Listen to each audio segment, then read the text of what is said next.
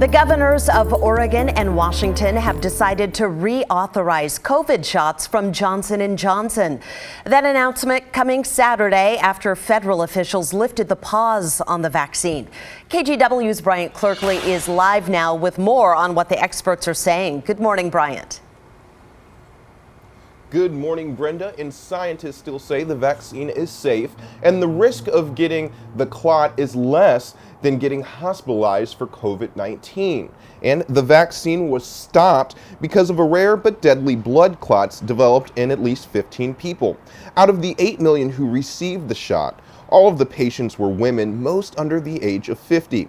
3 of those women died. The FDA and Johnson & Johnson are updating the vaccine's label now to carry a warning about the risk of blood clots. And we checked as of this morning, vaccinefinder.org showed most pharmacies are still not offering the J&J shot. In the Portland area, Fred Meyer, QFC, and Rite Aid locations offer it. CVS and Walgreens told NBC News they'll make appointments available for J&J this week.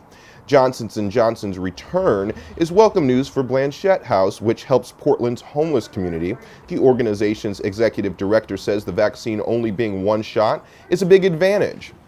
Because it would be extremely challenging with the community that we serve to get them back in 3 or 4 weeks.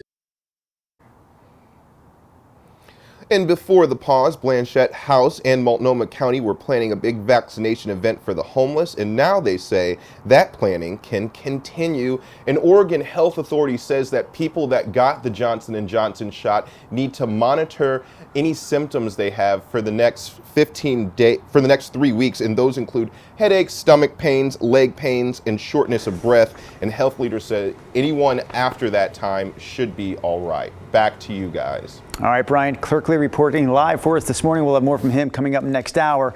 Right now, we want to tell you about a restaurant in Southern Oregon that's facing a big fine for violating COVID restrictions. Officials say the restaurant willfully exposed workers to the virus. Now, according to the Oregon Department of Consumer and Business Services, Casey's restaurant there in Klamath Falls is falling short of workplace safety standards.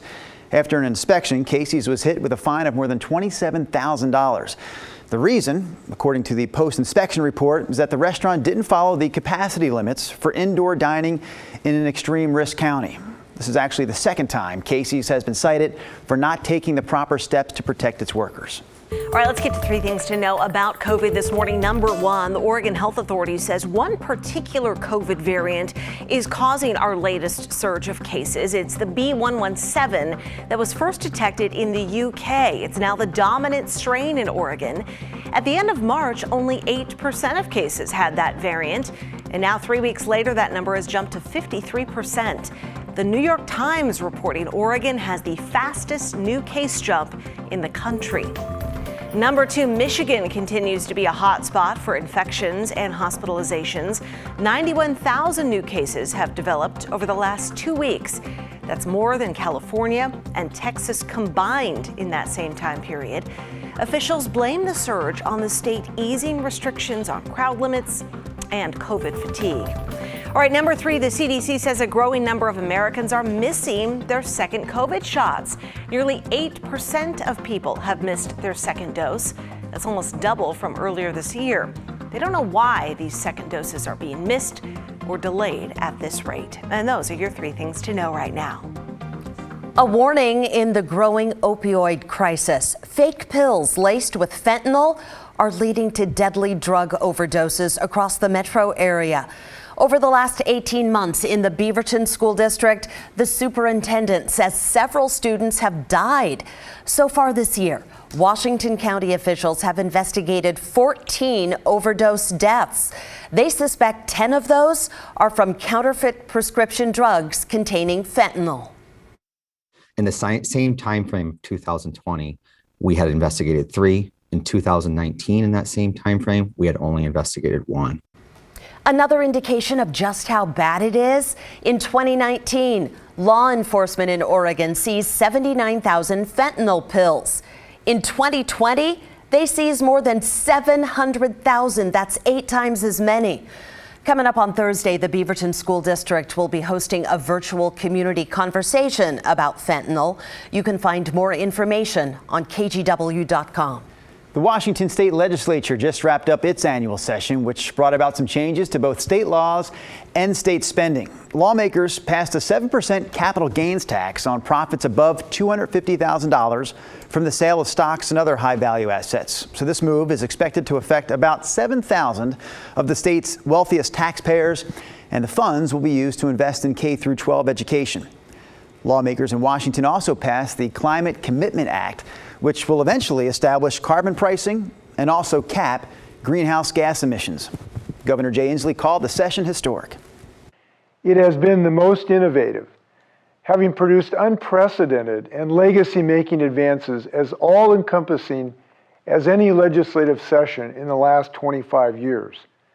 Washingtonians received progress on climate, progress on equity, progress on our tax system, and progress protecting our workers and families, and more.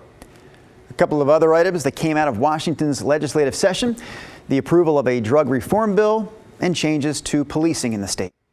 Well, it was a quiet weekend here in Portland with no demonstrations downtown Saturday or Sunday. Instead, a local group promoting peace showed up. Yeah, it's called I Choose Love PDX, and the group started last year following violent clashes between protesters, police, and federal agents. Now they want to change the narrative. The organization says peaceful assembly is really the hallmark of social justice. They promote programs like youth camps with first responders, and events like the concert held yesterday in Pioneer Square meant to encourage people to get out and rediscover the city. Obviously, the need for change was clear because what we had wasn't working for all.